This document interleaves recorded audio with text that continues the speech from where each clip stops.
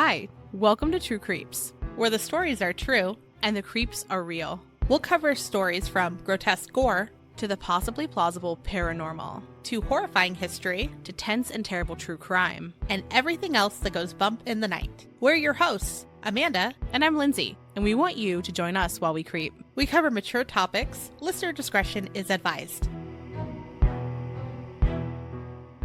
Hey everybody, welcome to our 21st True Crime Digest. It's of drinking age. It's of drinking age. What a time. When we started doing these originally, we were doing them every month, and then we were like, this is 1/4 of our episodes. This is too much. So now we do them sporadically, which is why it's only our 21st, I guess. But in case you don't know, True Crime Digest episodes are where we give case updates on episodes we've already discussed. Sometimes we'll cover new cases in these episodes too, but we've got so many updates that there won't be any fresh cases, just fresh updates. Because it's also been since November of last year. Yeah, but it's a good thing. It's good that a lot of these cases are moving along. Yes. Some of these cases are as far back as our first few months in True Creeps. So we're going to give a brief recap of each case before we get to the updates. So if you haven't been listening to us forever, still worth listening to, because you'll hear a little bit about the case, you'll hear what's going on, and then you can go, I want to hear more. The full-length episode on any of what we're covering today, they'll be listed in the show notes. So it'll say the name of the update and then the full case episode name. Yeah. So let's get right into it. The first update we have is for Asha Degree. I occasionally will find myself just looking for updates on it, even when we're not going to be recording, because I'm invested and this family deserves to know what happened. And we do that for a lot of our cases because we're like, it's also the algorithm has learned what we want to know. So a lot of them just pop up organically. Oh, yeah. Which is lovely to see that, like, we're like, oh, something's moving along. We're getting information. I love to see it. Yeah. And I love to sometimes our listeners will send us messages on social media when they find an article, and some of them are like local articles, so they're not going to come up very often unless we're like seeking them out. So thank you to those that do that. But Asha Degree, I think it was last week, I was just scrolling and I was like, oh, there was an interview done by her cousin that I just sat and watched, and I was like, I need to know more of what is happening for this family. But let's go ahead and do a quick recap. So on February 14th of 2000, Valentine's Day, 9-year-old Asha Degree went missing from her home in Shelby, North Carolina. Asha was seen by drivers, and she was walking along Highway 18 in Shelby. So a rumor that we had talked about, right, was that she had been seen being pulled into a 1970s green Lincoln Thunderbird or a similar vehicle. And you and I had gone through and we're like, let's find anything that was sold around that area that looked like this for a while. Asha, since that evening, has not been seen. On August 2nd of 2001, evidence belonging to Asha was located in Burke County, North Carolina, on the side of Highway 18, approximately 21 miles north of where she had last been seen. A construction crew working in the area located the evidence and turned it into the Cleveland County Sheriff's Office. Numerous items of evidence were collected from the area, some having been identified as belonging to Asha, and other items not belonging to her. In our last update, we talked about search warrants that were executed in September of 2024. So it's been a little while. Details about this are in our True Crime Digest number 20 episode. Overall, a ton of evidence was collected in relation to the Deadman family, and we had talked about them as well. Lots of information about the investigation came to light in February of this year, so the 25th anniversary. We are going to talk about evidence found in relation to the Deadman daughters. We are primarily going to be talking about two of them today, and their names are Lizzie and Sarah. Lizzie was 16 when Asha went missing, and Sarah was 15. A witness came forward who had gone to parties with the sisters in the early 2000s. On one occasion, while at a party, he saw Lizzie upset and intoxicated. He then heard Lizzie say, "I killed Asha Degree." Doesn't that give you shivers down your spine? Yeah. Ugh, okay. So then he also heard Sarah say, "Shut the fuck up." Interesting, like sisters chit-chatting while drunk, I guess. Sistering, yeah. Yeah. This was surprising to the witness because this was unlike how he typically saw Sarah act. They gave the witness a polygraph, which they then passed. Which again, we've talked about that before, but still interesting. We don't always believe polygraphs, but I don't always count them out. I think that it's kind of a Yeah. totality of the circumstances thing where they interviewed a bunch of times and they gave a consistent story. Were they not showing signs of like deception in their body language? Were you able to corroborate that they went to parties with them from somebody else, right? So it's like if everything else checks out, this kind of just adds to the weight of credibility, because we're going to talk about somebody else who had a polygraph in just a moment and where I'm like, yeah, I kind of trust that polygraph. Yeah, I think it's a tool that you can use along with other tools. Yeah. But it can't be a singular tool.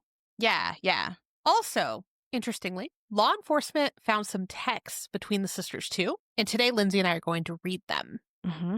If there's inflection in how we read them, that's our interpretation. So text messages are kind of tricky because you don't really know. And we don't know their personalities or how they speak or anything like that. Yeah. Like, I think like when we text each other, I can put the inflection correctly. Yeah. But not with a rando. Exactly. So because we're going to be reading the text messages, to make it make a little more sense when you're listening, Lindsay is going to be reading the text from Lizzie. And then I'll be everyone else in the text string, but we'll make sure to name who we're saying. Yeah, obviously that means that Lizzie is one of the most consistent people across all of the text messages. It's either just one person or Lizzie and someone. So all of these text messages happened around September of 2024 when they executed the search warrants, which is very interesting to think about. The first text exchange happened on September 10th of 2024, and this is just from Sarah. Sarah, they think it's our shirt. It's not her shirt. Sarah again. Her mom said it wasn't hers. Sarah, I don't remember that shirt. I'm scared though. Dad is probably going to be a huge suspect. And just as a note, that was for the conversation between her and Lizzie. So she's, I mean, and I think that's fair. Also, it's interesting to me that in 2024, people are talking about evidence as though this text conversation can't be the subject of a search warrant. Like, this is accessible by law enforcement. It seems bizarre to be texting about it. It does. Very Lori Vallow. So the next day, September 11th, 2024, as a note for this text exchange, Anna is another Deadman's sister, and all of the text messages I'm going to read are from her to Lizzie. So Anna said, Lizzie, you don't need to be talking to anyone. I'm at the lawyer's office now. Another text. They advise we should all not talk to them without representation. I mean, duh. Interesting. So another text exchange from September 11th, 2024. And this conversation is between Lizzie and her ex-husband. So Lindsay will be Lizzie. Yes. This is going to get nothing but worse. I'm talking to my doctor at 5 to get something for my nerves.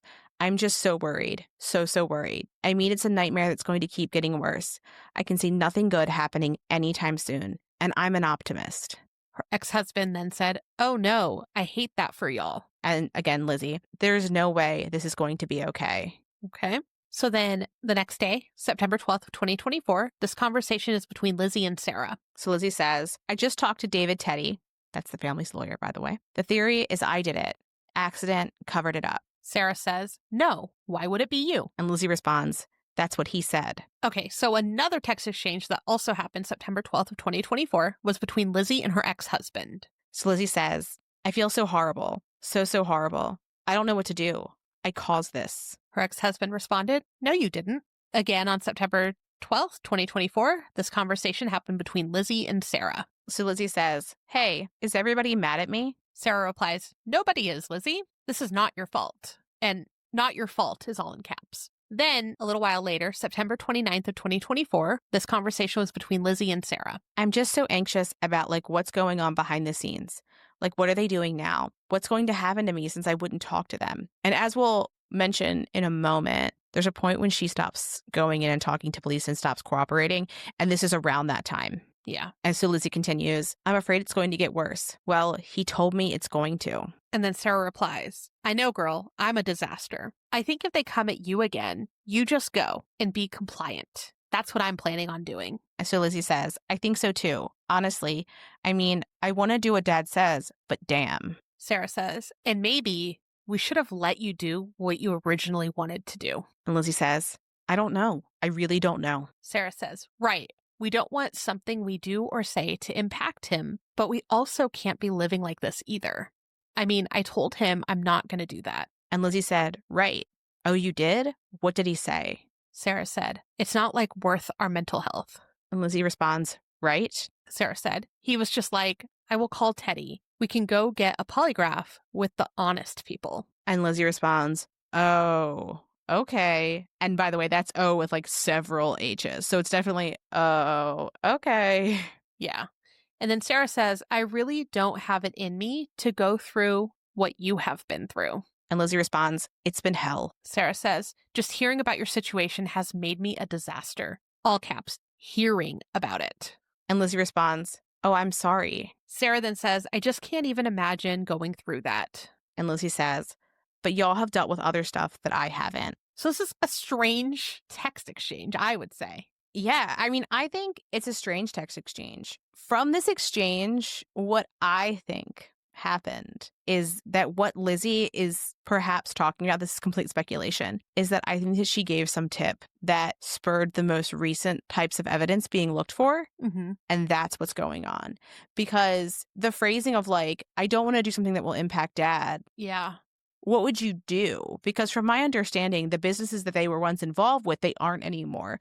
Because I could see if he was like a small business owner and if they answered wrong, the public was going to drag them and then it would impact his business. But that's just such a specific thing to say, is that I don't want it to impact this one particular person. Or I feel like if there was some concrete way that this would impact their family, they would say it like that versus just one person, right? So if somebody had a business or somebody worked at like a school where that would just maybe be a problem, right? Like if it was going to impact the entire family, you would say that versus just their father. Exactly. So obviously we hope more is coming of this. Mm-hmm. Also, just as a note, Amanda mentioned it earlier, the green Thunderbird or like car. When they executed that search warrant, the family was in possession of a car that looked like that. It wasn't a Thunderbird. I think it was a Rambler. Yeah. There's pictures online of it too. And makes sense, right? Because we had speculated just that it was that era of car. Because like if you see it very quickly, especially at night, it's going to be hard to recognize. Yeah. I also think that when I think Thunderbird, I am thinking of an era of car. I'm not thinking of a particular model. Just like if somebody said like 90s sedan, you might have like a Corolla in your head. But that doesn't mean that it's necessarily just a Corolla. Yeah. There was one article that like showed a picture of the 1973 Ford Thunderbird and then what was taken from the Dedman residence, and it was a green 1964 AMC Rambler. And so, like, of course, they're complete different cars, but, like, I could see the similarities as well. Yeah.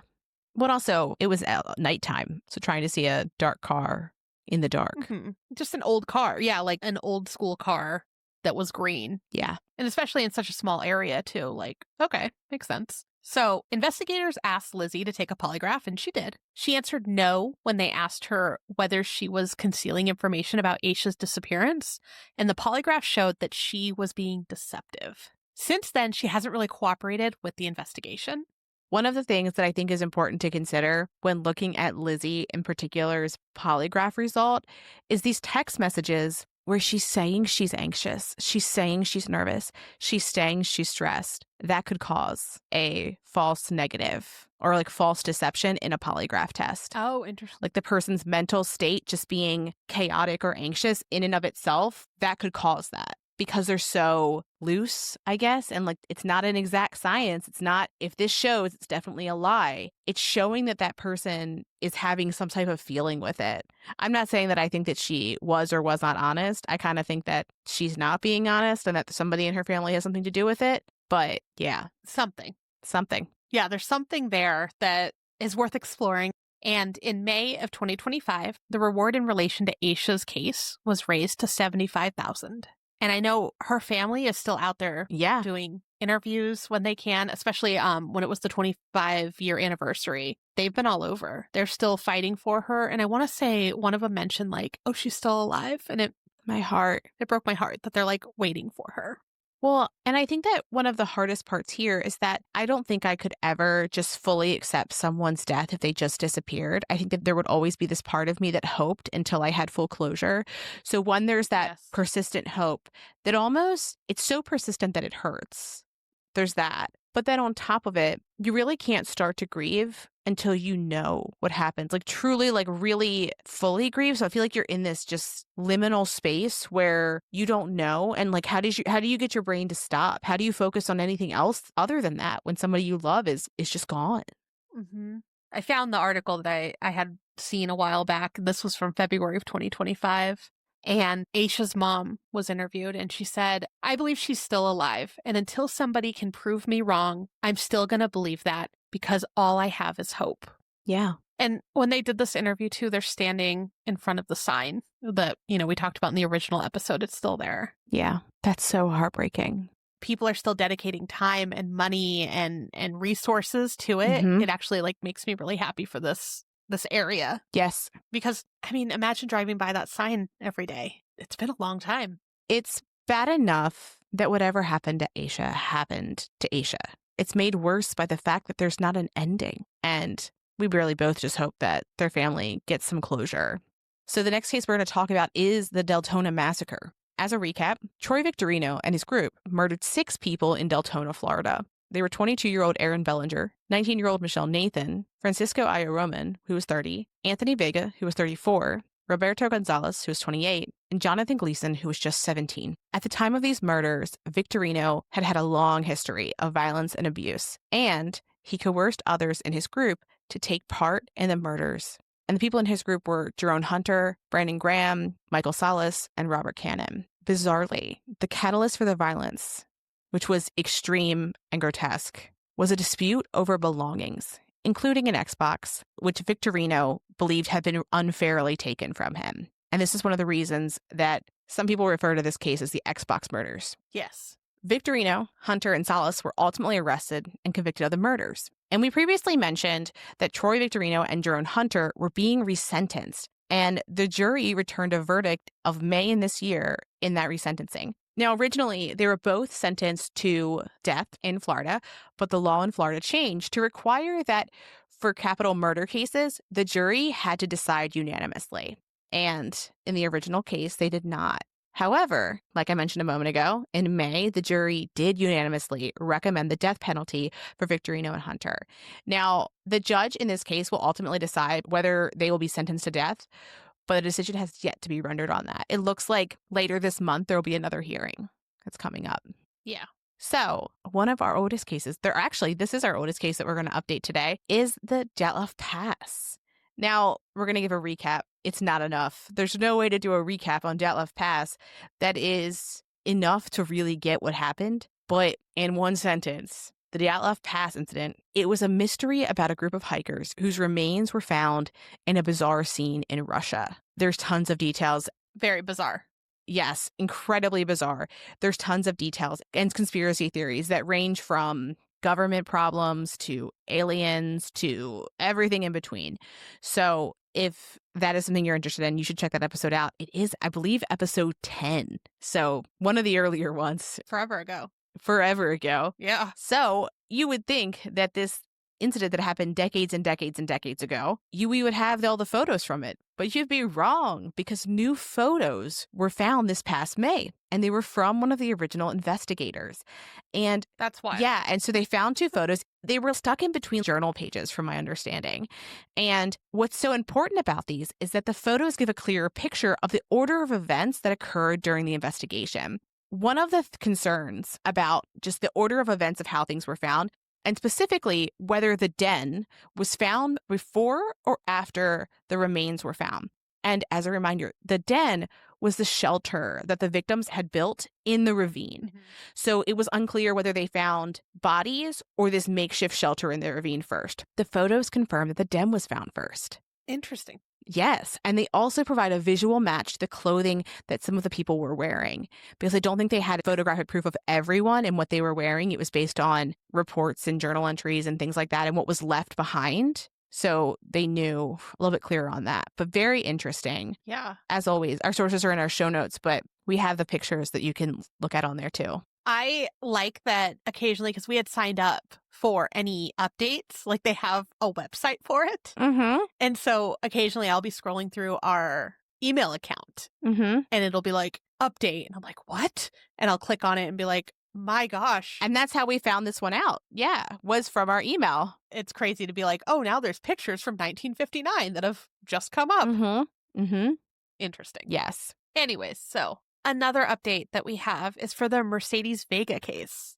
And so that one's a local one for me. As a quick recap, Mercedes Vega was abducted from her Tempe, Arizona apartment around 9 p.m. on the evening of Sunday, April 16th of 2023. That same evening, only a few hours later, she was found deceased in a Chevy Malibu that was set on fire in Tonopah, Arizona. According to the medical examiner's report, Mercedes was shot in the arm, hit in the head, had bleach in her throat, and eventually died of smoke inhalation while being burned alive in a car.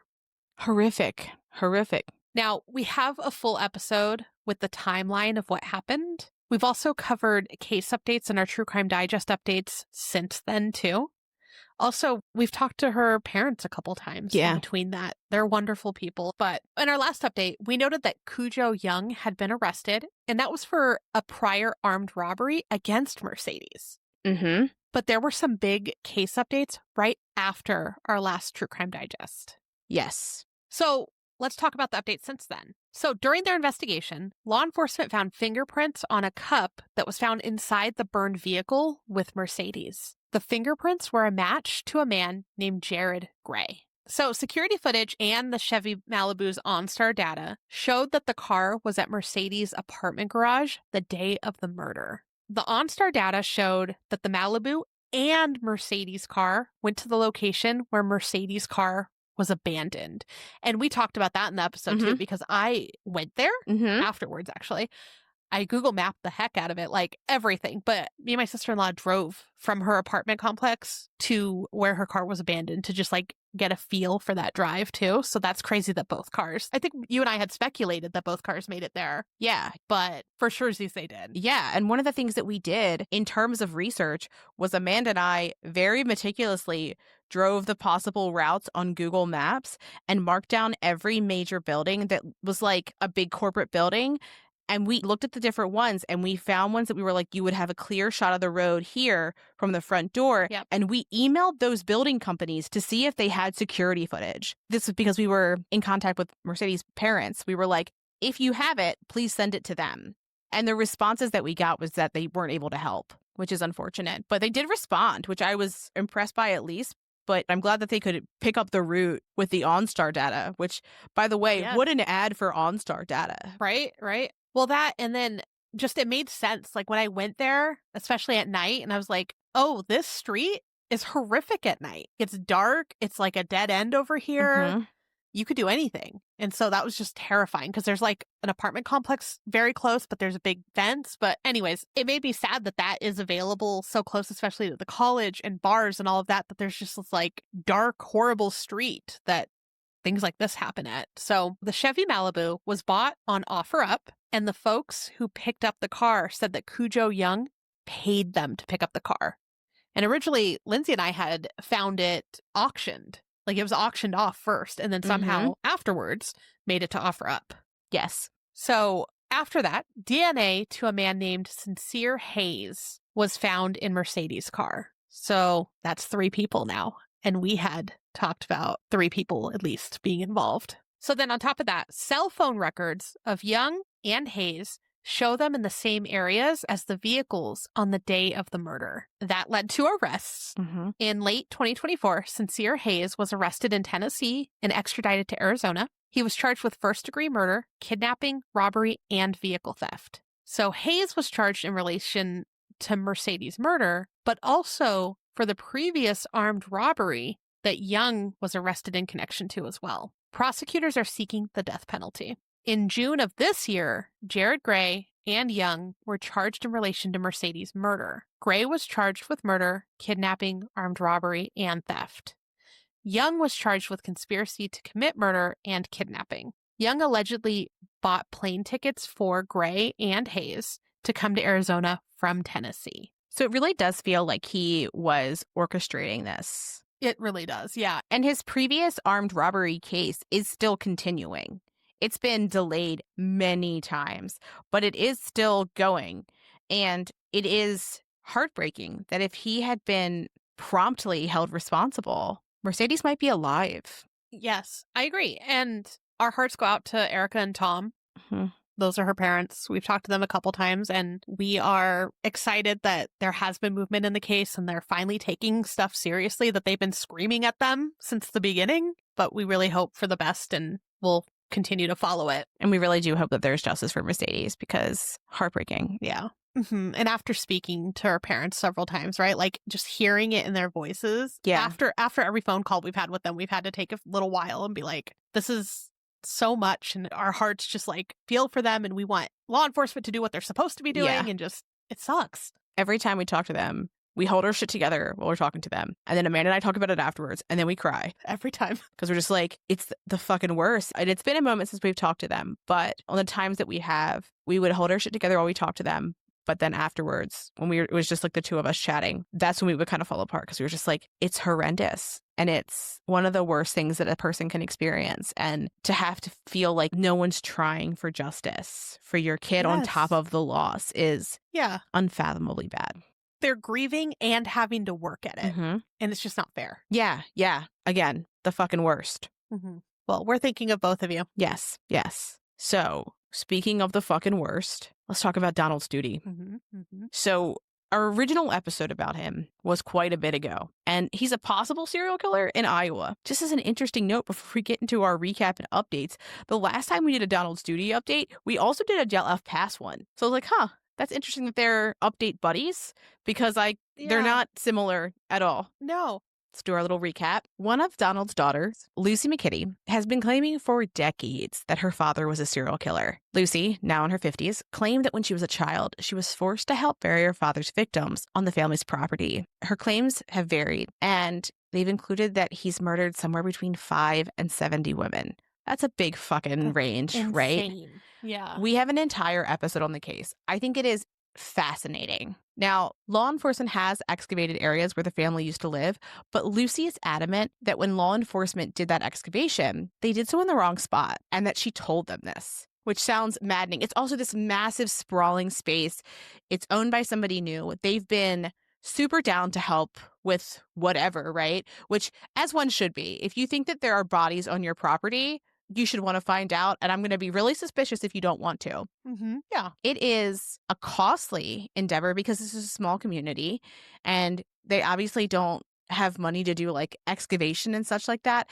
And I think that part of the issue here was the fiscal component, because I don't think that they had the budget to really be able to devote the funds that were needed to do this. So 2 Los Angeles production companies are financing a private investigation into this case.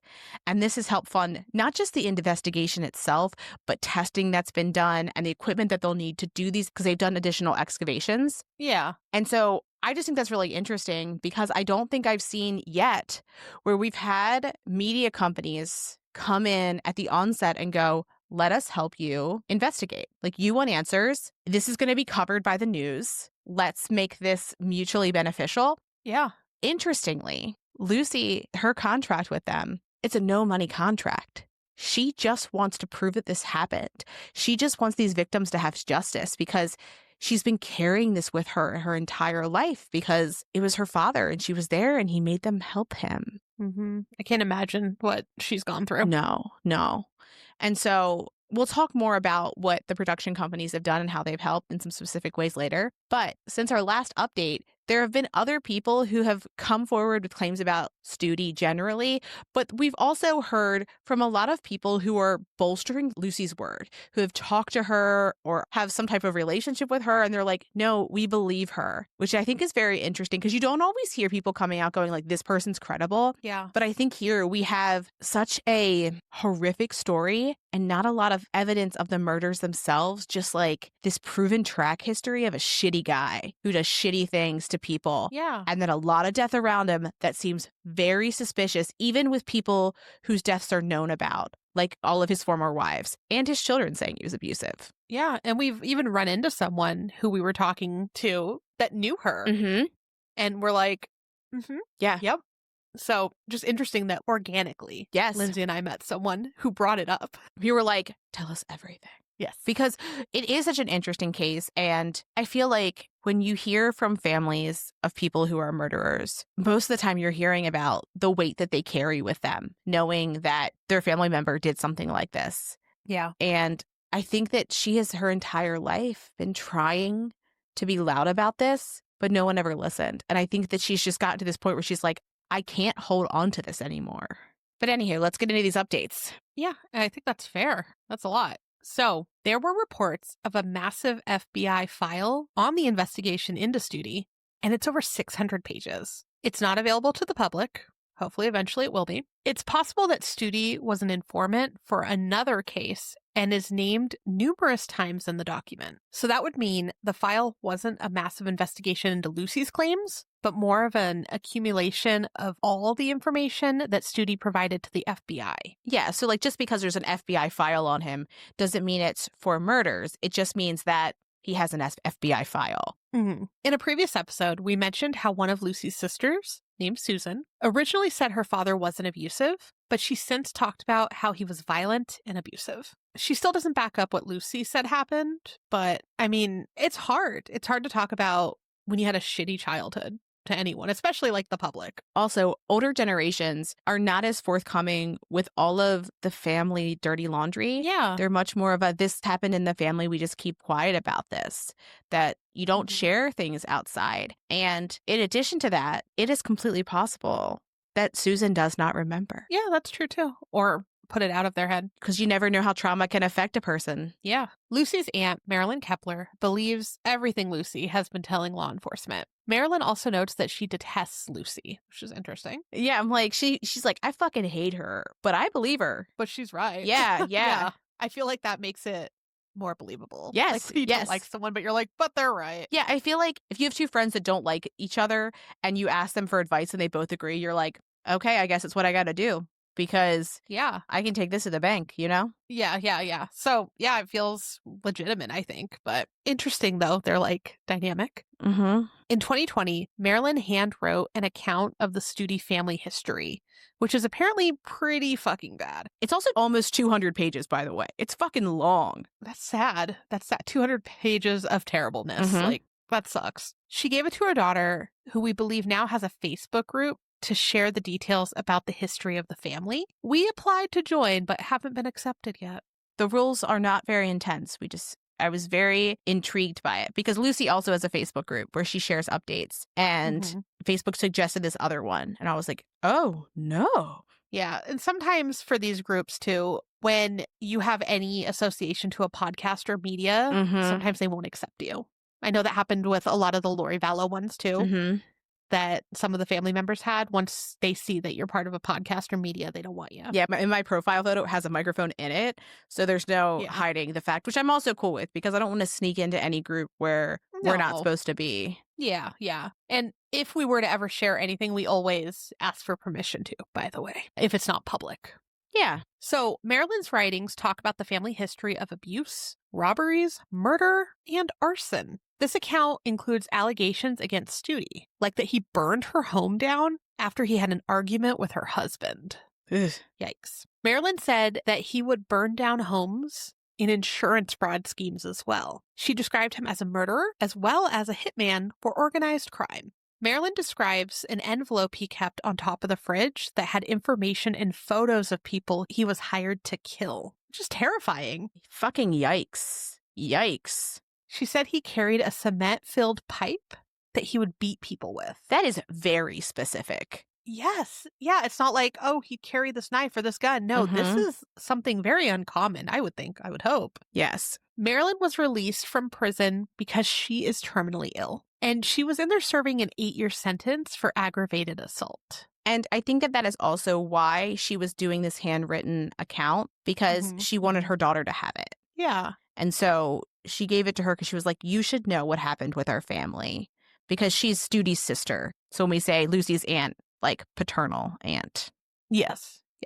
So those who interviewed Marilyn said that her stories were credible and she consistently described the events she recalled. So like she didn't alter her stories. They were very exact. Yeah, they weren't getting more fantastic as she went on or darker or anything. Yeah. And about 15 families of people who have gone missing have reached out to Lucy to see if their loved ones could have been one of Studey's victims. It doesn't seem like there were any connections between the women that Lucy remembered seeing and those whose families had reached out to her, but who could know, right? Yeah, and we talked about this in our original episode as well, but per Lucy, Studey's victims were women who their disappearance may have been overlooked, and that's very similar to the victims of Samuel Little. And we've talked about that before. It is. Yeah, that's who I think of immediately. Yeah, he described them as grapes. He would just come pick a grape because he knew he could come back and pick another and no one would stop him. And vile, just vile and disgusting. Horrific. It's hard to imagine that this is our world. Mm-hmm. Yeah.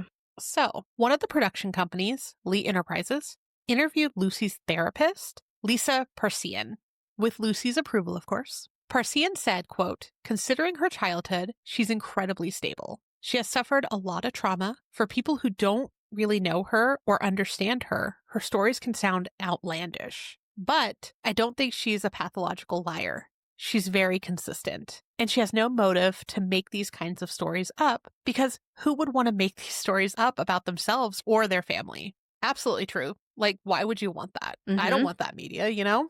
Parsian noted that she didn't think that Lucy was doing this for money or fame, which tracks because, from what we understand, her contracts with the production companies are no money contracts. So she's not getting anything out of this. And it seems like she mostly just wants them to fund the investigation, which, like, imagine screaming, "There's a problem," over and over and over again. And everyone's like, probably not. Like, not taking you seriously. You're like, oof, there's some bureaucratic red tape. Yeah. Best we can do is go, oh, well. And I think that part of the reason for that is because Studey has died and because of his victim pool. I think that if these were women who they didn't deem having a high-risk lifestyle, there would be so much more outrage. There would be so much more resources being poured into this. Like if it was a case where it's been unsolved for dozens of years, where everyone really wants it to be solved versus someone who they're like, oh, well, that person was a sex worker, or, oh, that person was unhoused. Because for whatever reason, law enforcement has decided that they aren't deserving of justice in the same fucking way, which is gross. Yeah, we see that a lot. So Parsian also said, quote, "It's been important to her since she was a very young child that those bodies in the well, if there are, which I do believe, be put to rest. That they finally have a proper burial. I think it's really important for people to realize that she has no motive." A former FBI agent, Stuart Fillmore, has spent a significant amount of time interviewing Lucy, and he also believes her story. He said, quote, "I've had numerous conversations with Lucy.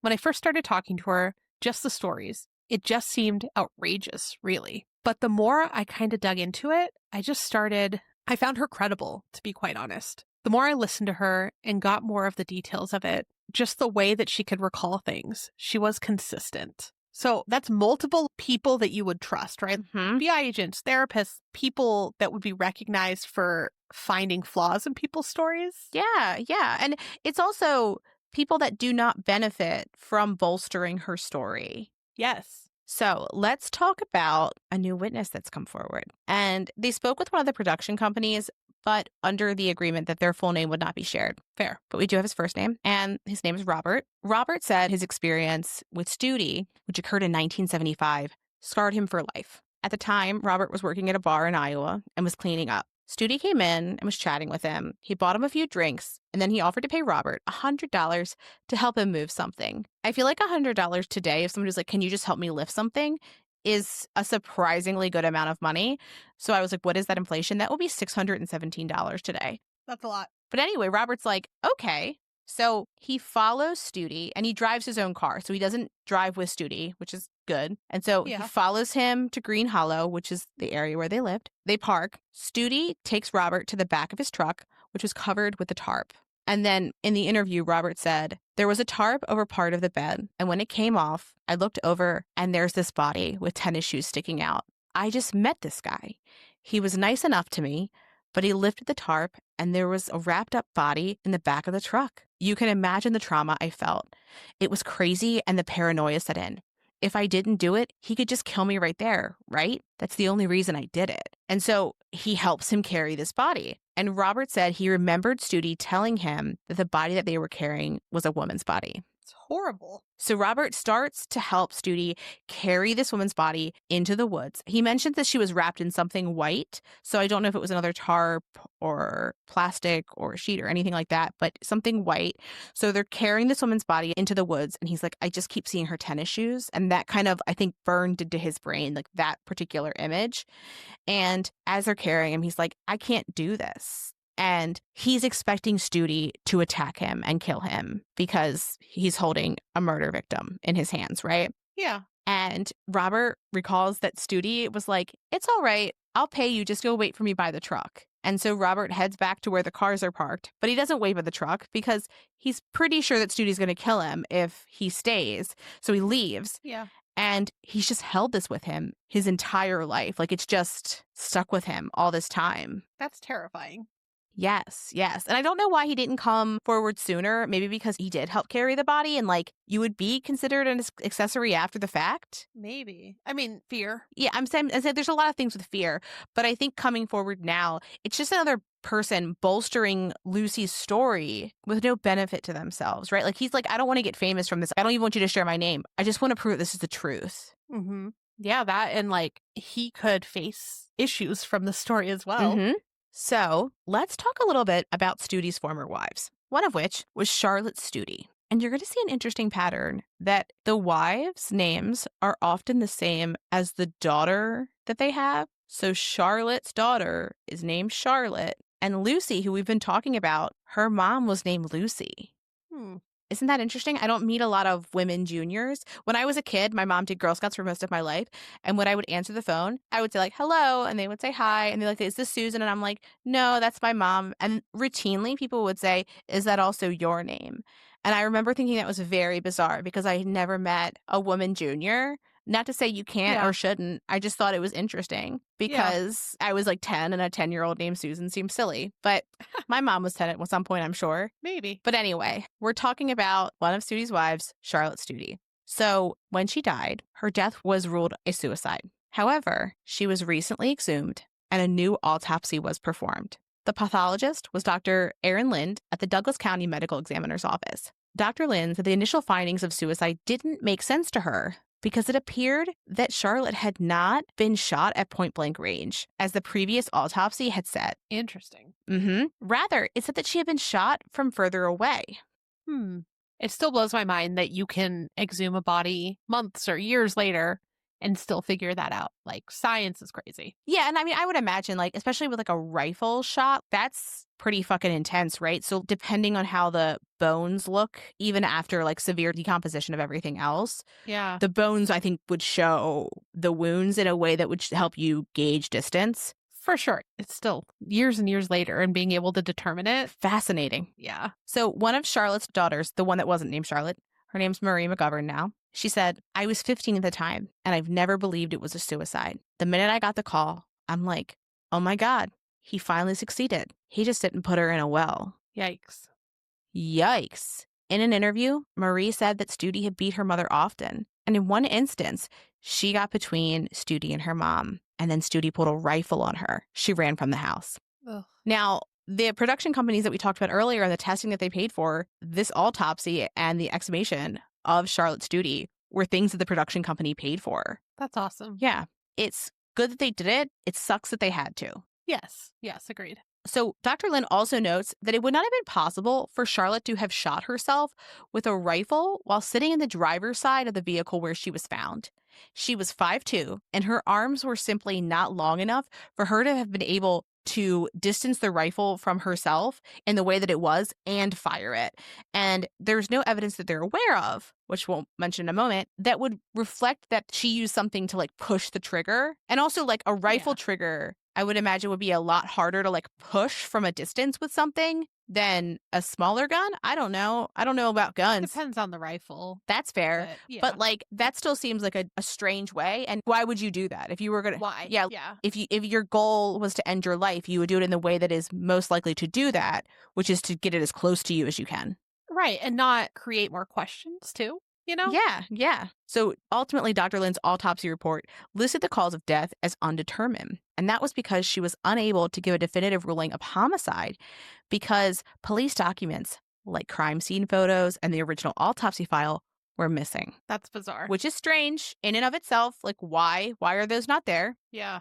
So Charlotte Studey's other daughter, Charlotte, said, through our lives, we did not talk about it. We were told, just let it go. And we're not letting it go. We need to find answers. We need answers for us to get the peace we need, which is so fair. We've said it over and over again. Like, how do you get closure if it's just a big question mark? And if you're like, I know this person, I know what could or could not have happened. Yeah. And we'll talk about another situation that makes it even more likely that Charlotte was possibly murdered, because we're going to talk about another situation that is eerily similar to this particular scene. Yeah. So Lucy's mother, mentioned a moment ago, also named Lucy, died of hanging in 1970. When we refer to Lucy's mother, we're going to call her Lucy Studey, full name, every time, just so that it's clear that we're talking about her and not the Lucy we've been talking about all episode. Yes. So when Lucy Studey died, the family was living in Denver, Colorado. Lucy was found hanged to death in the home, but in particular, she was found in a closet that was right next to the kitchen. And there was evidence that she had been beaten and there was blood. Like, it was clear that there had been violence at some time before her death. Yes. On top of that, that closet that Lucy Studey was found in was incredibly small. So small that Lucy Studey's knees could touch the floor. So it begs the question, how could she have hanged herself in a place that was so small? Because generally, if your body has the reflexive capabilities to do so, you will save your own life, even if you do not want to. Yes. So, like, say you were like, I want to not come up from water. If you have the reflexive ability, your body will push you back up, right? Like, you're going to flail. Yeah. Yeah, as long as there's no other outside intervening waves or whatever it may be. Yeah, exactly. Yeah, and so in the same thing for this, right? Her legs would have kicked. She would have pushed herself up in a way that would have prevented her death. So I just find that incredibly suspicious that anyone would look at this scenario and say that it was actually suicide. Mm-hmm. Agreed. Yeah. So the Denver coroner's office has agreed to re-review all the material and look into Studey's case. But this has not yet happened. And that re-review has not yet happened because, from what we understand, 2 of Lucy's sisters have not yet consented to the autopsy and re-review. And that information is from that Facebook group that Lucy runs. So that's her perspective there. So that is interesting, looking at a case unfold from someone who is in it, because you can see like their actual perspective on why things are or not happening. Yeah. Also, she has a lot of questions as to why Susan has such a different story, because she's like, this is what happened. Why are you saying this isn't true when it is? And which I think is interesting. And if she was lying, I don't think she would draw attention to the fact that her sister disagreed. I think so, too. Yeah, it wouldn't be in her best interest. Exactly. So Marilyn Hill is the daughter of another one of Studey's former wives, whose name was Barbara Rich. Marilyn recalled that Studey was terrifying and that her mother was physically and sexually abused by Studey, sometimes in front of her and her siblings. Disgusting. Yeah. So another person who has come out and give more information about their experiences with Studey was the mother of Studey's first child, whose name has not been released. And she talks about the times that Studey tried to kill her. In one instance, she was pregnant and she was fleeing from him on foot. He chased her in a car. And so she was running through lawns to get away from him. And he was driving through the lawns to get her. She would circle back behind the car and he would like reverse and go forward and try to hit her over and over again. In another instance, she was in the car with her son. Presumably it was parked and she was in the driver's seat. And he came up to the driver's side with a gun and threatened her. And remember, that is how Charlotte Studey was found. She was found in a parked car in the driver's seat, having been shot. And I find that very, very alarming. Mm-hmm. So there's been so much more just surrounding information that's come out in the past year or so. Yeah, from various people, too. Mm-hmm. Mm-hmm. Yeah. And so that makes me believe it more. There's various people with like different relationships to others who are like, yeah, I saw that, or I experienced this, or he freaked me out. Like, there's too many consistent stories of like what kind of a guy he was. Yeah, from people who wouldn't necessarily be in cahoots, if you will. Yeah, nothing to benefit. Mm-mm. And honestly, it just makes them get more attention that could not be great. Yeah. And they're willing to still like go through it. So just interesting. That's terrifying. Yeah. So that concludes our updates for the cases today. There are a few others, like Lori Vallow had another complete trial here in Arizona. Somehow it always lands when I'm out of town. I don't know how they do it, but every single trial has been while I've been out of town. And I don't go out of town that often. Amanda's a jet setter. I'm a jet setter. We'll be looking over that too. We've posted the outcome of it. Mm-hmm. There's also been another interview with Lori Vallow from our favorite Nate Eaton that literally came out a couple days ago. So we'll be reviewing that and either chatting about it or posting about it eventually.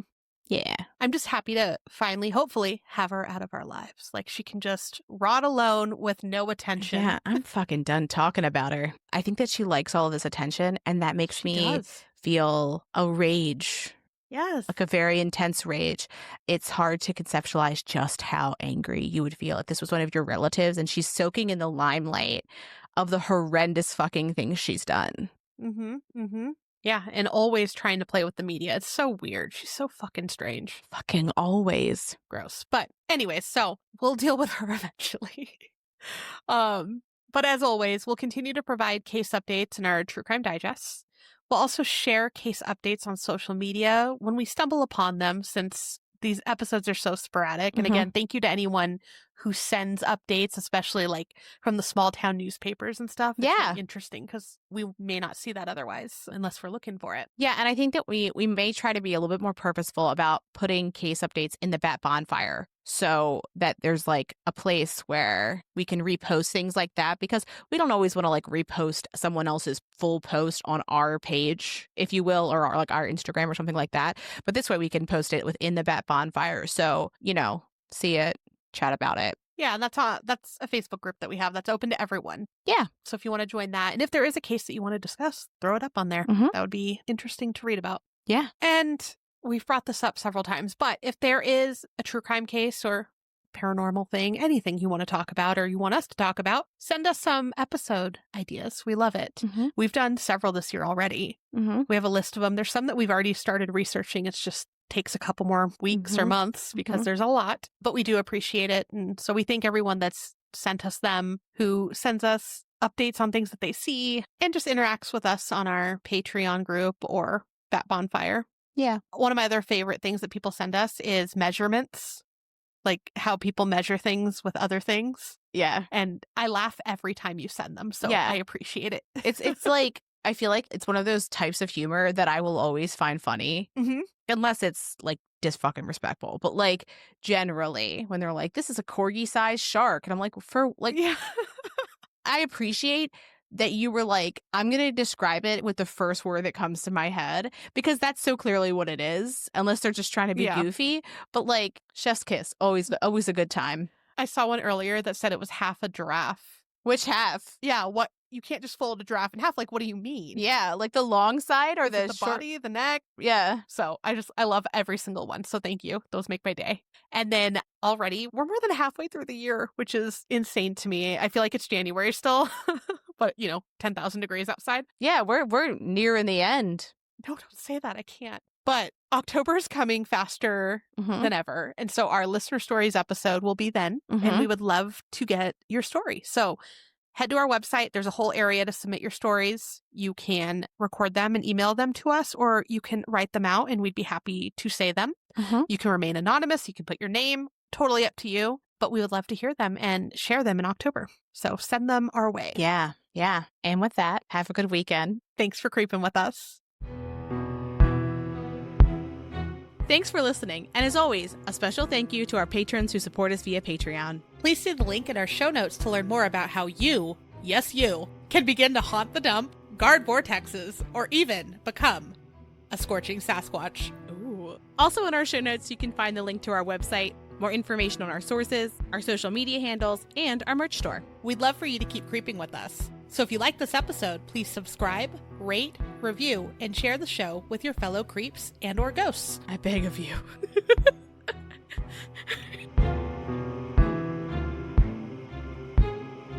Hey everybody, welcome to True Digest. Woof, already fucked up. Wow, that's a new record. Less than 20 seconds in. We'll keep going though.